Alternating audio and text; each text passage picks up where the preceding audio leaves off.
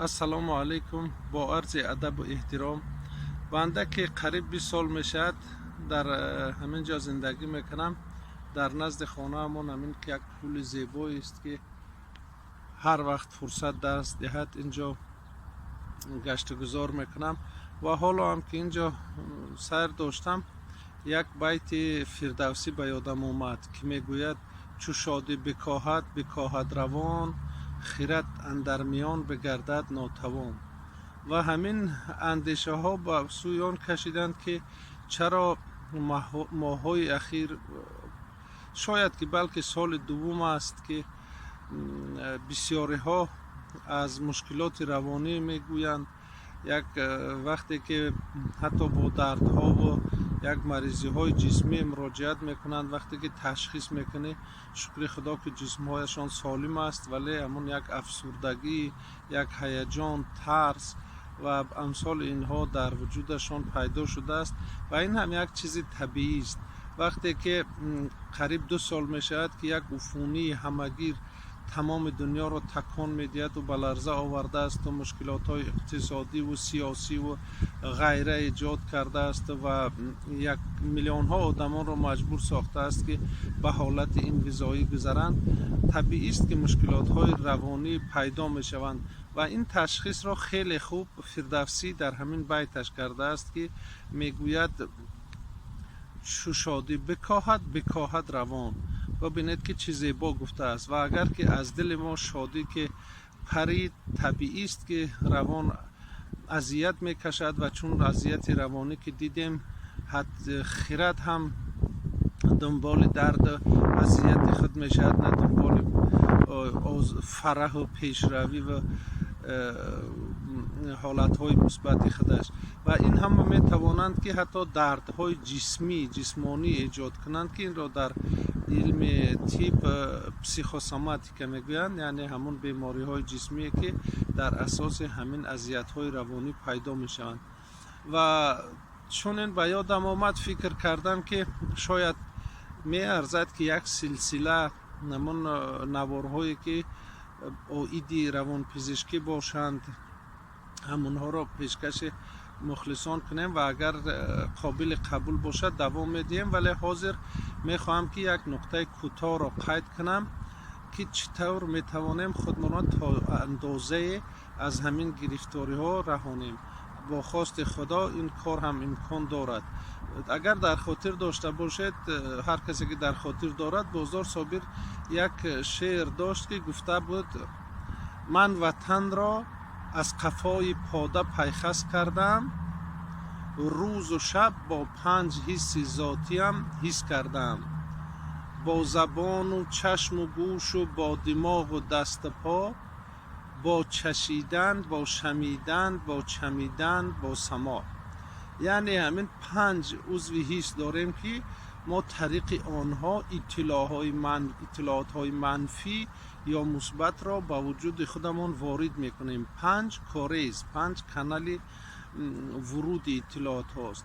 پس ما می توانیم که اطلاعات های منفی را که در خودمان هرچی بیشتر جا کنیم، چرا که اگر ما وارد اینترنت میشویم، شبکه‌های اجتماعی یا که طریق رادیو و تلویزیون یا روزنامه ها و یا غیره، یا که به کوچه میبراییم، خب مشکلات های زیادی گفتیم که دنبال این عفونی همگیر در سراسر جهان پیدا شده است و اکثرا اطلاعات های منفی قبول میکنیم از همه این سرچشمه ها.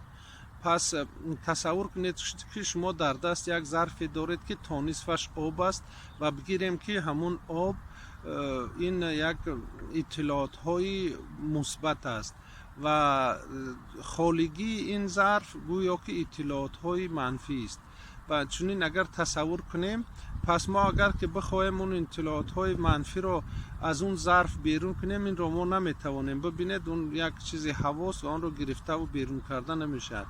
ولی اون اطلاعات های مثبت رو، یعنی اگر که ظرف فرض کردیم که از 1 حصه‌اش یا نصفش که پر باشد، ما اون رو میتونیم پرتر کنیم. بالایش اگر بگیریم اطلاعات های مثبت رو همچون آب تصور کنیم، ما میتونیم که گیریم و بالای آن آب ریختن گیریم و دیگر برای اطلاعات های منفی جا نماند. اگر این تصور رو کردید بگیرید یا تجربه هم کنید خیلی خوب میشد. پس سخن را طولانی نمیکنم و اوید همین 5 کوریزی که گفتیم که طریق آنها میتوانیم اطلاعات های مثبت وارد کنیم، همچنین که گفتیم بگیریم در ظرف آب بریزیم. ما رو چطور میتوانیم که عملی کنیم؟ ببینید هر سحر که خیستیم یا نصف روزی یا بعد خستگی بیگاه میتوانید یک مثلا همچنانه که گفتم اینجا یک زیبایی طبیعی یا یک معماری زیبا یا یک عکس های زیبا رو تماشا کنید یا که گل های زیبا رو تماشا کنید و یا مثلا خب بگیرید قرآن کریم را و زیبایی همون سوره ها و آیه های قرآن کریم را تماشا کنید، یعنی چشمان را نوازش میدیم و اگر چشمانتان را نوازش داده در بدنتان یک احساس آرامی پیدا میشد و این را احساس کردن خیلی خوب است. بعد چشم که گذاشتیم حس دیگر ما سماع است، یعنی شنوایی. و اگر که همچنین یگان کسی که ایمان دارد مثلا یگان آیه قرآنی را گوش کند یا که صدای پرنده را یا بگیریم یک موسیقی را که بهتر است که بدون سرود باشد، یعنی بدون متن باشد، چرا که متن میتواند که خیال شما را هر سو کشد، یعنی که یک آهنگ آرام یا که آواز شرشر یا که آواز بلبل، خوب هر چیزی که گوشتان رو نوازش میدهد همون را اگر که گوش کردید تا جای گوش نوازش صدایی یعنی سامعه را که آرام کرد در بدنتان همچنین یک فرح احساس خواهید کرد. بعد آن که گفتیم باز دماغ است و هر بوی خوشی که هر نکهت زیبایی مثلا گل صدبرگ همون گل بهشتی را هر بار که بو میکشید در بدنتان همون فرح پیدا میشد، همون آرامی پیدا میشد. و بعدا بگیریم لمس را یا که یعنی که اگر وقتی که خودتان رو نوازش میکنید مثلا بگیرید نوازش کنید قلبتان رو، سرتان رو، دستتان رو، هر جایتان رو حاضرم تجربه کنید میشد و هر نوازشی که کردید در بدنتان یک همون فرح و آرامی پیدا میشود. و بعدا حس پنجم ما حس چشم را گفتیم، گوش را گفتیم، دماغ را گفتیم، لمس را گفتیم و ببینید مزه. و اگر هر یک مواد غذایی یا نوشاکی باشد که برایتون خیلی مقبول است و وقتی که از اون را به دهانتان میگذارید یک راحت هم میکنه، این هم فرح بخش است. یعنی اگر هر روز چند دقیقه یک چیز زیبایی تماشا کنیم، یک چیز خوبی بشنویم، یک چیز خوبی را بو بکشیم، یک چیز خوبی را به دستمون یا به بدنمون بمالیم و یک محض بکشیم و یک چیزی با لذت را با یک چیزی با لذت کاممون را خوش کنیم، حتما در بدنتان یک فرح پیدا میشد و اون خستگی ها و آزردگی ها و اطلاعات های منفی که روزافزون با این 5 عضوی حس با این 5 کوریز وارد میشوند جای اونها تنگتر میشد. البته اونها هیچ کجا نمیشوند، البته مشکلات ها هیچ کجا نمیشوند، ولی تا جای برای خودتان یک احساس فرح و یک سبکی احساس میکنید که خیلی خوب میشد.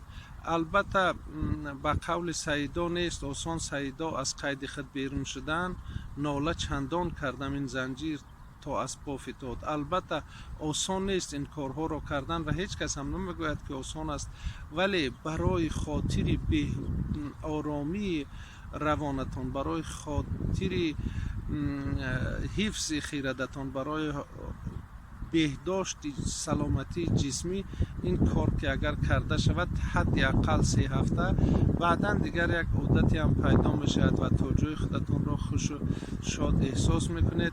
و همین بیت فردوسی را هم اگر چون گوشوار در گوشهایمان آویزیم که چو شادی بکاهد روان، خرد اندر میان بگردد ناتوان، و به هر طریق کوشش کنیم که از دل شادی را نپرانیم، خیلی برای روان و جسم ما خوب است. دیگر خدا حافظتان، خداوند سلامت و آسوده شما و پیوندان شما را نگهدار باشد.